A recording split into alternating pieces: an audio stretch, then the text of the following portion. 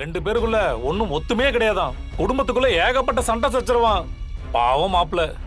பந்தியில சாட்டம் ஒருத்தன் மொய்யெழுதணும் இன்னொருத்தங்கிற கதையா இருக்கு. ஏன்பா அந்த தமிழ் தங்கச்சியை கட்டினவனும் இந்த பொண்ணை லவ் பண்ணவனும் ஒரே ஆளாமே.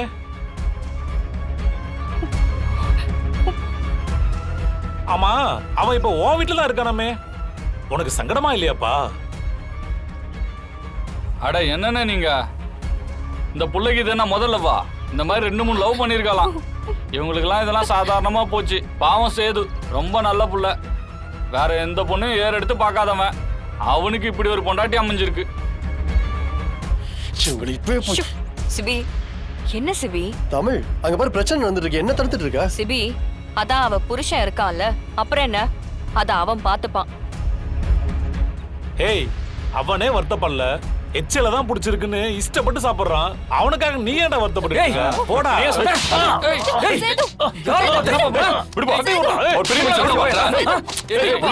என்னப்பா பண்ற? சொன்னா கேளுப்பா. பெரிய மனுஷன் கூட பார்க்க மாட்டேன்.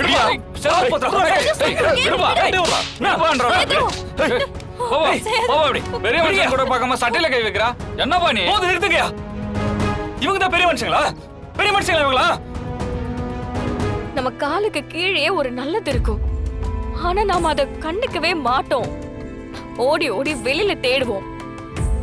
ஆனா ஒரு நாள் அந்த நல்லது எங்கேயுமே கிடைக்காம ஏமாந்து நிப்போம் பாத்தியா?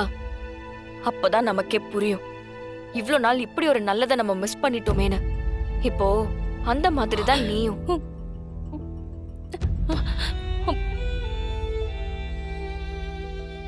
இங்க பாரு, சேது சின்ன வயசுல இருந்தே உன் கூடவே வளர்ந்ததுனால சேதுவோட அருமை உனக்கு புரியல. நீ ஒரு அவசரக்காரி. சும்மா பட்டு பட்டுன்னு எல்லாத்துக்குமே முடிவெடுக்கிறவ. உன்னோட அவசர குணத்துக்கு சேது மாதிரி ஒருத்தன் தான் உனக்கு செட் ஆவான். இப்போ நான் உனக்கு சொல்றது கூட நான் ஏதோ சேதுவை உனக்கு கட்டி வச்சிட்டதுனால உன்னை சமாதானப்படுத்துற மாதிரி தான் உனக்கு தோணும். ஆனா கண்டிப்பா சேது எப்படிப்பட்ட ஆளுன்னு போக போக நீயே புரிஞ்சுப்ப வர்ஷினி. ஆனா ஒண்ணு, நீயும் தேனும் எனக்கு வேற வேற இல்ல. உனக்கு நான் எப்பவுமே நல்லது மட்டும்தான் கண்டிப்பா பண்ணுவேன்.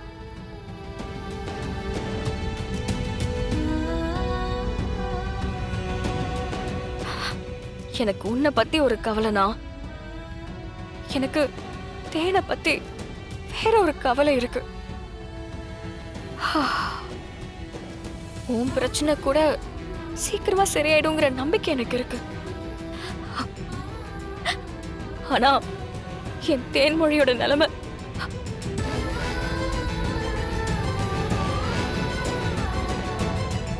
இங்கேயே ரொம்ப நேரம் தனியா உட்காந்துட்டு இருக்காத. எல்லாரும் கோயில ஒண்ணா உட்காந்துருக்காங்க. சீக்கிரம் வந்துரு. சரிங்க மாமா.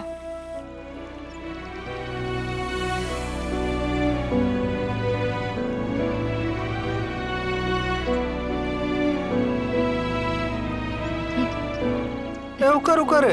மரியாதெல்லாம் மனசுல இருக்கட்டும். செம்ம கடலை. கடலையே சொன்னேன் பேபி, செம்மையா இருக்கு. சாப்பிட்றியா? எடுத்துக்கோ. வேணாமா?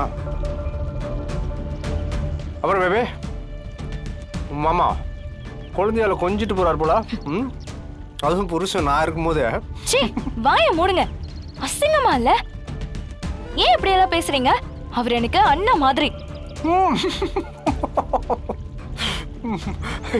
எந்த ஊர்லமா அத்தை பையன் அண்ணனு கூப்பிடுறாங்க? ரத்த பாசம். சூப்பர்.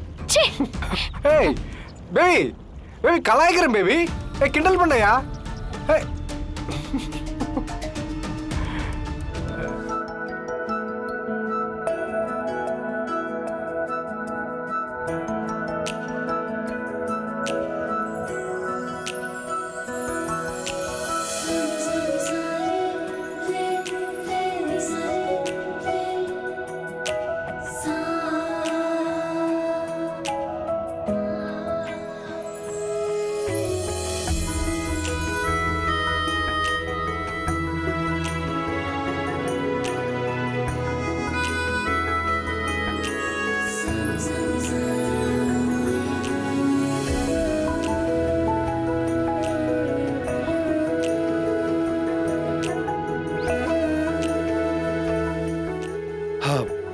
அதோட முடிஞ்சிருச்சு.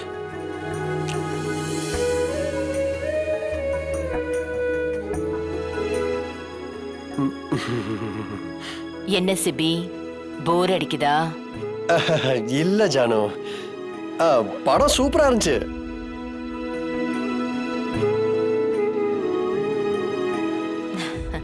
சிபி, இந்த ஜெனரேஷனோட பெரிய பிரச்சனை என்னன்னு தெரியுமா? நிறைய எத்திக்கல் வேல்யூஸ, அறம் சார்ந்த கதைகளை கேட்காம இருக்கிறது தான்.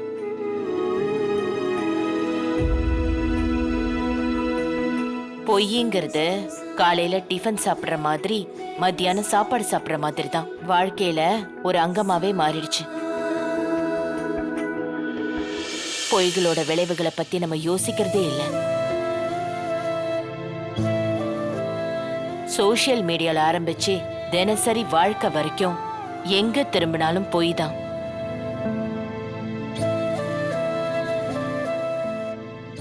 ஃபேக்டரியில ப்ராடக்ட உற்பத்தி பண்ற மாதிரி பொய்ய தினம் தினம் உற்பத்தி பண்ணிட்டு இருக்காங்க. ஜானு, நீ சொல்ற மாதிரி எல்லாரும் பொய்யான ஆளுங்கன்னு ஒட்டு மொத்தமா முத்திர குத்திர முடியாதுல்ல. சில பேரு உண்மையா இருக்குன்னு நினைப்பாங்க. ஆனா சந்தர்ப்ப சூழ்நிலை உண்மையை மறைச்சாதான் வாழ முடியுங்கிற ஒரு நிலைமையில அவங்க அதை மறைச்சிட்டு வாழ்ந்துட்டு இருப்பாங்க ஜானு. அது மட்டும் இல்ல ஜானு, நமக்கு பிடிச்ச ஒருத்தவங்க இருப்பாங்க. அவங்க கூட நம்ம உயிருக்கு உயிரை பழகுவோம். ஆனா அவங்க கிட்ட உண்மையை சொல்ல முடியாத நிலைமை இருக்கும். சொன்னா அவங்க நம்மளை விட்டு போயிருவாங்களோன்ற பயம் இருக்கும். அதுக்கு அந்த பயமும் உண்மையை மறைக்கிறதுக்கு காரணமா இருக்கும்ல.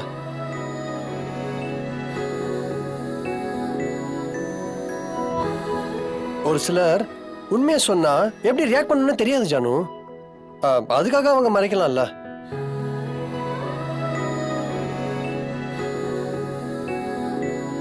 ஒரு ஜானு, இவ்ளோ ஏன்? அது யாரு தாடி வச்சுக்கிட்டு? திருவள்ளுவர். திருவள்ளுவர் அவரே எழுதியிருக்காரு, தேவையான நேரத்துல பொய் சொல்லலான்னு சொல்லியிருக்காரு ஜானு. அப்படி சொல்ற பொய் உண்மைக்கு சமம்னு சொல்லியிருக்காரு. இப்ப நீ ஏன் இருக்க ஜானு? உன் மேல எங்க எல்லாருக்கும் அன்பு, மரியாதை, பாசம் எல்லாமே இருக்கு. ஆனா அதையும் தாண்டி ஒரு பயமும் இருக்குல்ல. அந்த பயத்தினால ஒரு சில விஷயத்த உன் கூட இருக்கிறவங்க மறைச்சிருக்கலாம்ல.